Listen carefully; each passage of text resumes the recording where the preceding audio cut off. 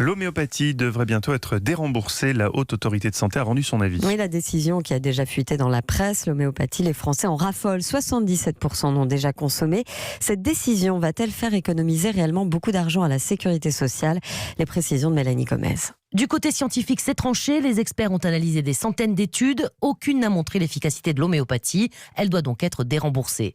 Maintenant, c'est sur le terrain politique que ça va se jouer, puisque c'est la ministre de la Santé qui aura le dernier mot. Pas tout de suite à cause de la canicule, mais elle s'est déjà engagée à suivre l'avis de la HAS. Du côté des pro-homéopathie, la riposte s'organise. Manifestation aujourd'hui à Paris et Lyon. Chantage à l'emploi. Chez Boiron, par exemple, le leader du marché, on affirme déjà que 1000 emplois sont menacés à cause de la chute des ventes. Pourtant, impossible de dire que les Français se détourneront des tubes de granules. Un sondage publié fin janvier montre que 63% des consommateurs ne changeront rien à leurs habitudes. Reste cette question, pourquoi dérembourser l'homéopathie alors qu'elle ne pèse rien dans le budget médicaments de la Sécu? À peine 126 millions d'euros sur un total de 20 milliards. Eh bien tout simplement, d'abord par principe d'équité. D'autres remèdes comme les anti-Alzheimer jugés peu efficaces ont été déremboursés. Et puis surtout parce que de nombreux médicaments très chers arrivent sur le marché, notamment des anticancéreux. Donc si tous les Français veulent continuer à en bénéficier, expliquent les experts, il faudra qu'ils renoncent au remboursement de l'homéopathie bientôt, mais aussi demain, peut-être à des centaines d'autres produits